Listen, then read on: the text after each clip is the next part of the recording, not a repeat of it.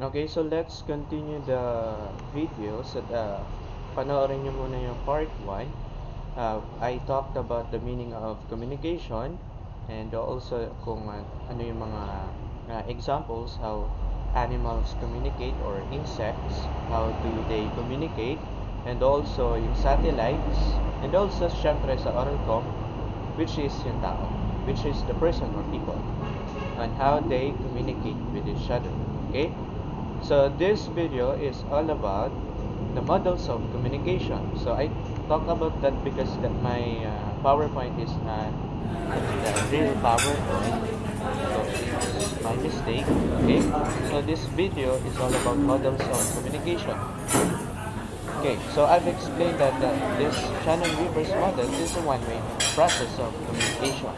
Okay. Nagkakaroon ng barrier because of the noise, environmental noise. Okay. So, later on, I'm going to explain the barriers. Marami pa dyan. Maliban sa environmental noise, we have three more barriers. Okay? So, we talk about the Shannon-Weaver's model or one-way process of communication. So, skip na natin to. Okay? So, the examples of this one-way process of communication when kung napanood nyo na yung video about my about the YouTube sa YouTube ko, okay? So listening to a radio. Kausap ko for example, kausap ko yung DJ sa radyo. Pero wala akong ma-expect na feedback. Okay, listening to a radio, makikinig ka lang sa radio kung for example dito sa PowerPoint. So that's an example of one-way process of communication. So uh, you don't expect to have a feedback. Hindi mo aasahan na may feedback kang marireceive. Okay? So next is about President Duterte. So about SONA or State of the Nation Address, yung watching and or listening to a President SONA, it's a national address na millions of people are watching. So hindi re-reply si President Duterte if you have questions. Nasa bahay tayo nakikinig nanonood ng TV ng SONA niya. So hindi niya maririnig yung sinabi mo, yung kung gusto mo, kung may feedback ka man. Okay? So it's not a two-way process of communication. That's one way of process of communication. Isang one way lang. Okay? One way lang yun.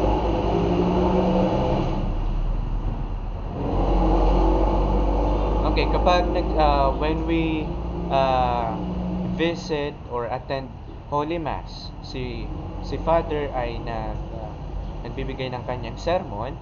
So of course, it's a Holy Mass. We don't give a reply or a feedback. So pwede namang pumalakpak tayo if gusto niya na pumalakpak tayo. Okay? So depende na lang kasi it's a Holy Mass, dapat it's a formal way on attending masses. Okay, Holy Mass. And of course, mahilig tayo to listen to a music or songs. So, ang ibig sabihin, you don't expect a reply or a feedback from a song. So, it's a one-way process of communication. Okay? Ayan. So, na-explain ko sa inyo kanina, bigyan ko ng example about the transactional model of communication. And for example, your parent went here for to pay tuition fee or payments. Okay? So that's a transactional model of communication because he or she communicates with the registrar or the teachers. Okay? So nagtatapon ng mensahe. Just imagine that this picture shows an 8 number. So meaning to say an infinity. Walang katapusan. Pero may katapusan naman sa communication natin eh. Pero ang ibig sabihin kasi dito, it's you give feedback kapag may questions ka, you have questions, you want to clarify things, itatanong mo kasi that's the effective way effective way of communication kasi nagtatanong ka dahil may part na hindi ka naintindihan. Okay, that's a transactional model of communication. Okay, this one has a feedback. Okay, two-way process of communication. Kanina, one-way lang. From example, galing sa bahay, papuntang school. Ngayon, galing sa school, babalik ka ng bahay. Parang transactional model yon. So, that's the connection of that analogy, okay, that example sa transactional model of communication. Ngayon, si receiver, balik tayo sa Shannon-Weaver's model. Okay? Si sender encodes a message, okay? So the receiver decodes the message from the sender.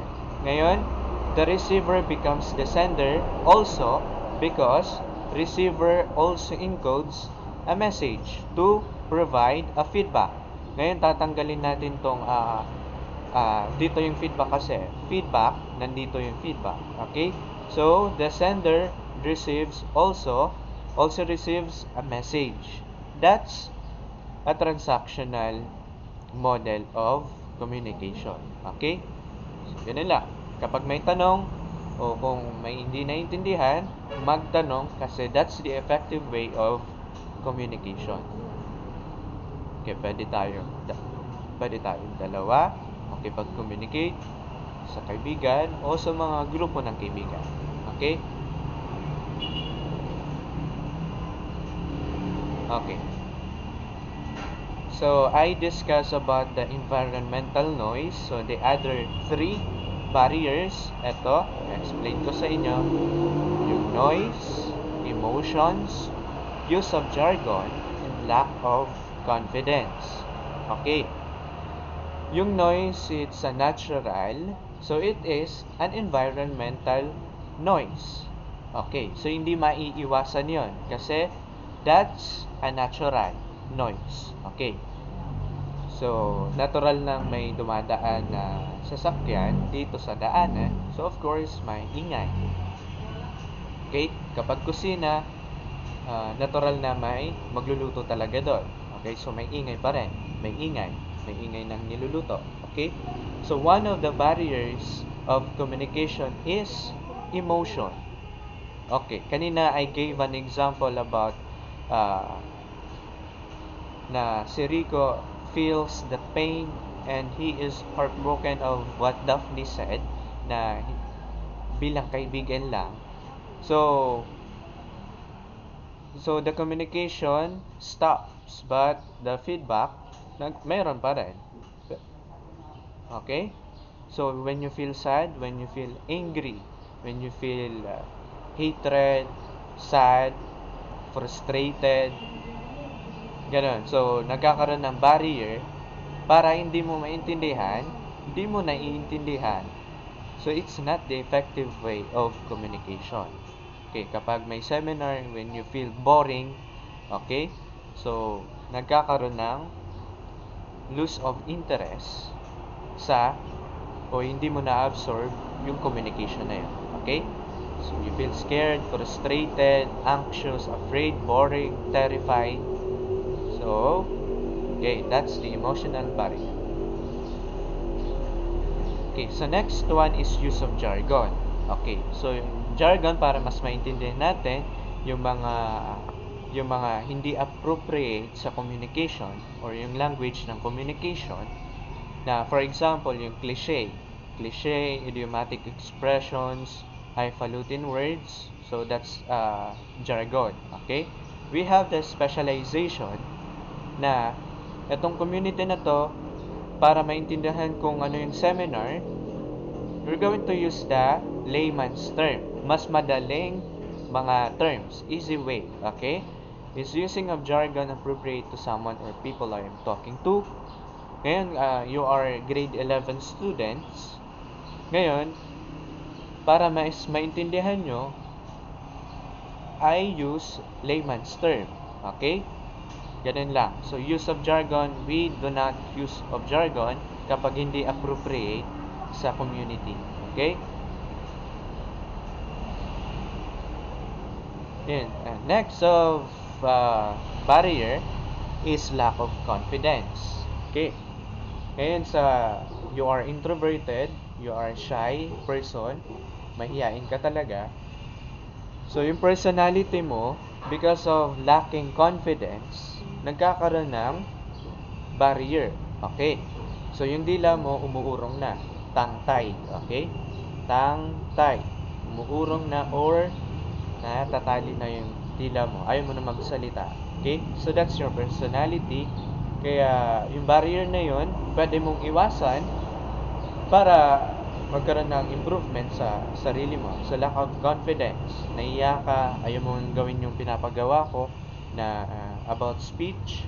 Ayaw mong gawin kasi uh, lack of confidence, because of lack of confidence. Okay? So, next one. Nina, yung noise. So, yan yung ina-explain ko sa inyo. Yung environmental noise, unexpected noise barriers, such as basic crowd or people talking or beeping. So, kanina may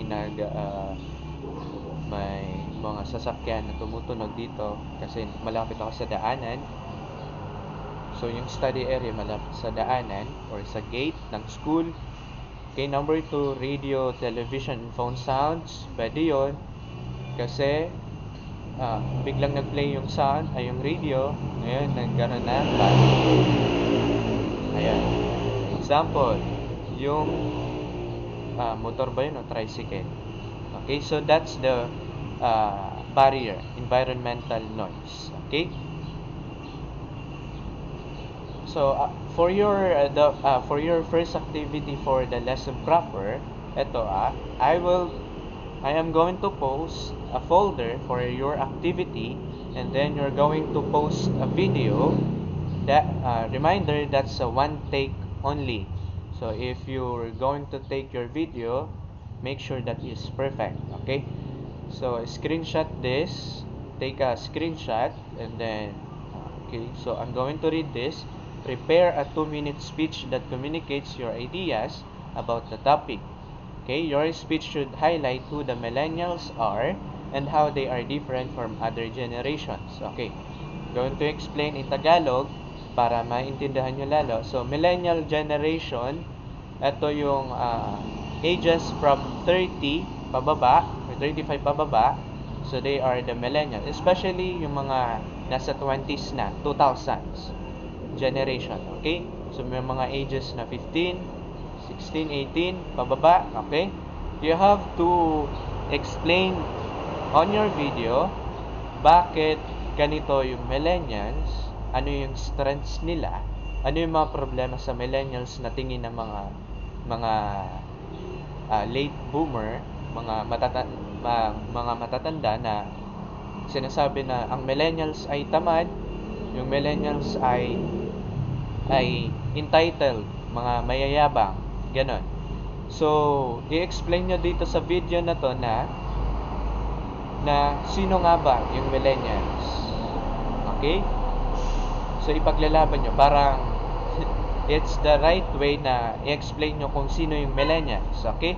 That's the 2-minute speech should be recorded as video and to be sent to your, dito na lang, sa Schoology. I-explain nyo, i-upload nyo yung video dito sa Schoology. So, only here. Yung may mga Schoology account na okay.